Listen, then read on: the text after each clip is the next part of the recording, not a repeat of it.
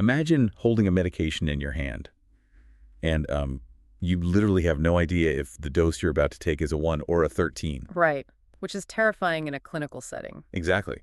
But that is the reality of relying on nature to synthesize complex neurochemicals. Yeah. I mean, we're looking at this therapeutic landscape in mental health that is demanding absolute precision. But the biological factories we're relying on to produce these next-generation treatments are, well, they're inherently wild and unpredictable. Yeah, nature doesn't really care about our dosage requirement. No, it doesn't. Which brings us to the mission of today's deep dive. We are unlocking the secrets of Psilocybe cubensis, the world's most famous psychoactive mushroom. We've got our hands on this really comprehensive 2025 academic review published in the Journal of Fungi. It's an incredible paper. It really is. It's a massive synthesis of cultivation techniques, genetics, and the highly specific biochemical makeup of these fungi. And, the sheer volume of data in this review reflects a massive scientific renaissance. We're talking about decades of completely suppressed research that is suddenly receiving this intense, well-funded scrutiny from the global biomedical community. Yeah, and for you listening, here is your why you should care moment. Psilocybin research has completely exploded. I mean, academic publications went from near zero back in the 1990s to nearly 500 clinical and botanical publications in 2024 alone. It's a gold rush, honestly. Totally. So for anyone following the booming world of psychedelic-assisted therapy for depression, PTSD, or addiction, understanding how these fungi are actually grown and why their chemical makeup varies so wildly is the ultimate shortcut to being truly well-informed. Because, yeah, this is no longer about just foraging in a field. Right, this is about achieving actual pharmaceutical precision. Okay, let's unpack this. So, to grasp the challenge scientists face in standardizing this fungus, we really have to look at its biological origins. Where it came from originally. Exactly. Psilocybe cubensis was first officially documented in Cuba back in 1906. And in the wild, it's a coprophilous species. Meaning it grows on dung. Right, specifically herbivore dung. It naturally thrives in these humid, subtropical river valleys of the Americas, but over the last few decades, amateur mycologists have really driven an extreme level of strain variability through selective breeding. Yeah, the underground breeding community has produced an incredible catalog. The source material details strains with these really vigorous growth profiles like Golden Teacher or the famously potent Penis Envy. Yeah, the names are definitely creative. Oh, for sure. And then you have these radical morphological mutations like Enigma, which basically abandons the traditional cap and stem structure entirely to grow in these dense brain-like blobs. What's fascinating here is how that wild, untamed morphological variability directly correlates to chemical unpredictability, and that heavily impacts clinical efficacy. Right, because different shapes mean different chemical profiles. Exactly. The study provided a detailed biochemical analysis in Table 1, comparing the psychoactive potency of wild harvested mushrooms against strictly lab-grown strains. And, I mean, the chemical variance is just staggering. Right, because psilocybin is measured in milligrams per gram of dry weight. Yes. And out in the wild, the fungus is entirely at the mercy of environmental stressors, right? Temperature fluctuations, competing soil bacteria, nutrient scarcity. It's fighting for its life, basically. Yeah, so one wild strain they tested ranged anywhere from 1 to 3.6 milligrams per gram. But then a specific wild sample collected in Japan hit 13 milligrams per gram. Wow. The biological output is just all over the map. Now, compare that therapeutic nightmare to the laboratory-grown strains cultivated under strictly controlled thermodynamic and nutritional conditions. The standardized ones. Right. Strains like B+ or Blue Meanie showed incredibly consistent, reliable concentrations. They hit a highly predictable window, hovering right around 11.1 to 11.8 milligrams per gram across multiple flushes. So are we basically talking about the difference between foraging for wild, unpredictable heirloom tomatoes versus buying a perfectly standardized greenhouse-grown tomato? That is a perfect analogy, yes. Like if you were making a salad at home, the heirloom tomato's unpredictable flavor profile is, part of the fun experience. But if you're a clinician prescribing a targeted medication for treatment-resistant depression or trauma, an unexpected 13-fold variance in dosage is fundamentally unacceptable. Exactly. You can't just guess. And that unpredictable heirloom biology is exactly why lab-grown consistency is a non-negotiable requirement for clinical integration. But achieving that consistency requires manipulating the environment to override the mushroom's natural survival instincts. How so? Well, when cultivating solid medium fruiting bodies like the actual mushrooms we recognize, water availability and atmospheric pressure are the dominant variables. The ambient environment must maintain a highly specific relative humidity strictly above 90%. Right, the researchers highlighted that if the vapor pressure deficit exceeds 475 pascals, the cultivation cycle essentially collapses. It just shuts down. And looking at the physics of vapor pressure deficit, it makes complete sense. It's not just about dry air, it's a thermodynamic gradient. Right. If the atmospheric demand for moisture outstrips the mycelial network's ability to pump water up into the fruiting body, the pressure gradient actively rips moisture right through the external cell walls. Yeah, the cellular structure simply cannot maintain turgor pressure. So the growth rates plummet and the caps abort their development completely. Oh wow, they just stopped growing. Yep. And this physical vulnerability is also deeply tied to the strain's specific morphology. Strains that naturally express thinner stalks or possess a high surface area to volume ratio suffer rapid osmotic water loss compared to the denser mutations. Which means the environmental control algorithms in a modern facility have to be perfectly calibrated to the specific geometry of the strain being grown. Precisely. It's incredibly high tech. But I want to push back on the premise of solid medium cultivation for a moment. Sure, go ahead. If these mushrooms naturally thrive on solid, matter-like decaying organic substrates and cow dung out in the wild, why did the source mention early scientists growing them in vats of liquid instead of just using dirt in a lab? That represents a crucial divergence in mycological pharmacology. Solid media cultivates the mature fruiting bodies, the caps and stems. Submerged fermentation in liquid media targets the mycelium. The sort of underground web-like neural network of the fungus. Exactly. Growing mycelium in liquid requires engineering an exact liquid broth of nutrients.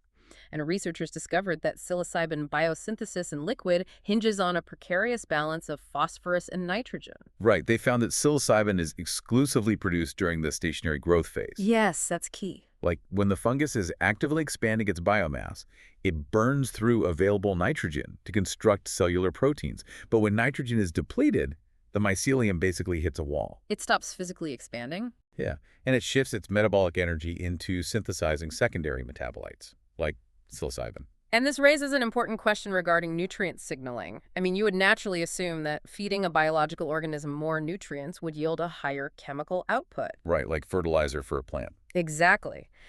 However, the data shows that an excess of phosphorus actively suppresses the synthesis of these psychoactive compounds entirely. Oh, wow.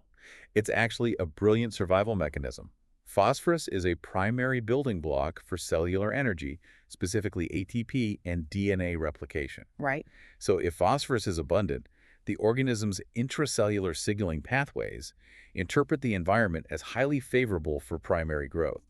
It effectively tells the DNA, times are good, keep expanding, don't waste energy building defensive or competitive neurochemicals. That's exactly it. It is only when the fungus senses starvation that it triggers the production of psilocybin. And we actually know how it does that. Yeah. Down to the genes. We do. We have mapped the precise genetic architecture that controls that chemical response. The psilocybin biosynthetic gene cluster, known as the BGC, consists of 4 tightly linked genes. POD, CASIM, and CAH. Yes. They act like a tiny assembly line, executing a highly conserved enzymatic cascade, utilizing the common amino acid L-tryptophan as the foundational precursor. I was looking at the recent crystallographic resolution of the SYK enzyme from the source, which handles the phosphorylation step. It is fascinating how that enzyme acts as a molecular key cutter. It really is. By attaching a negatively charged phosphate group to the molecular structure, SAFE fundamentally alters the electrostatic charge of the molecule.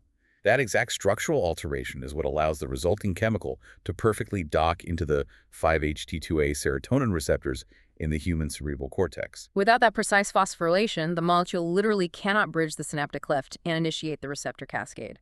Okay, here's where it gets really interesting.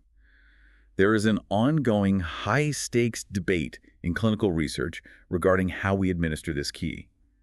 Do we synthesize pure, isolated psilocybin in a pharmaceutical lab? Or do we utilize the whole psilocybin mushroom extract? This is a huge debate right now. Right? And the source cited some incredibly compelling in vivo studies on mice that exhibit compulsive marble-burying behaviors, which models human obsessive-compulsive disorder. Yes, and the results were striking.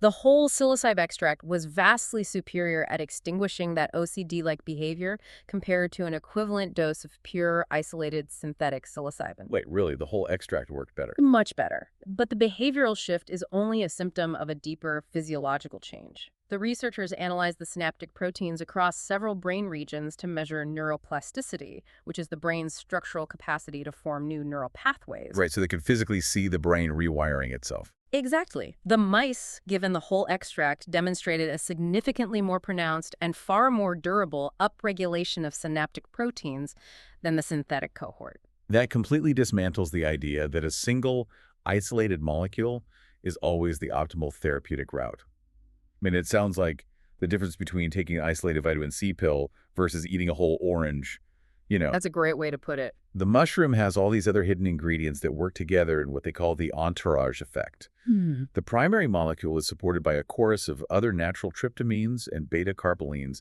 that modulate the receptor binding and slow the enzymatic breakdown of the drug in the body.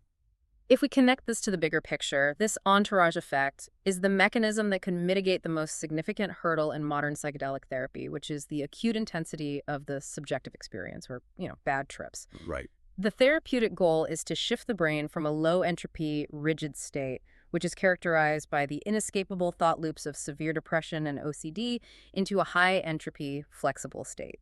And the whole extract does that better. The complex pharmacology of the whole extract seems to orchestrate that transition with greater biochemical stability than the synthetic isolate alone. Okay, so if the whole extract from natural biological processes is so promising for mental health, what is stopping pharmaceutical companies from scaling this up tomorrow? Well, pharmaceutical companies cannot rely on massive warehouses of fruiting bodies. Solid medium cultivation is too heavily constrained by atmospheric volatility, labor-intensive harvesting, and biological inconsistency. So they need the vats. They need the sterile, highly scalable predictability of submerged fermentation-growing mycelium in massive steel bioreactors. But transitioning to mycelial bioreactors introduces a severe chemical bottleneck. Which is? While the mycelium thrives in submerged fermentation, its baseline concentration of psilocybin is a mere fraction of what the mature fruiting bodies produce. Oh, so the roots just don't make as much of the drug. Exactly. So researchers are currently racing to optimize the thermodynamic conditions and nutrient stressors inside those bioreactors to force the mycelial networks to upregulate their chemical yields. So if the mycelium has way less psilocybin, why are scientists so excited about it? Are there hidden benefits? Yes, diving into the biochemical profile of that mycelium reveals something incredibly promising. The scientific community isn't just trying to squeeze more psilocybin out of the roots, they are discovering entirely novel compounds. Like what? The mycelium produces unique secondary metabolites that are completely absent in the mature caps, specifically alpha-glycerol-phosphorylcholine, or alpha-GPC. Okay, what does alpha-GPC do? It's a highly bioavailable precursor to acetylcholine. It crosses the blood-brain barrier exceptionally well and directly influences the cholinergic system, which regulates memory, attention, and cognitive flexibility. Wow. Which means the mycelium is offering a pharmacological pathway to drive deep neuroplasticity and cognitive repair without directly agonizing the 5-HT2A receptors to the point of a profound hallucinogenic trip. It is the holy grail for a specific subset of psychiatric care. A neuroplastic agent devoid of the intense subjective psychedelic load. But I'm guessing there's a catch. There's always a catch. Exploiting that novel pharmacology requires overcoming a massive genomic hurdle.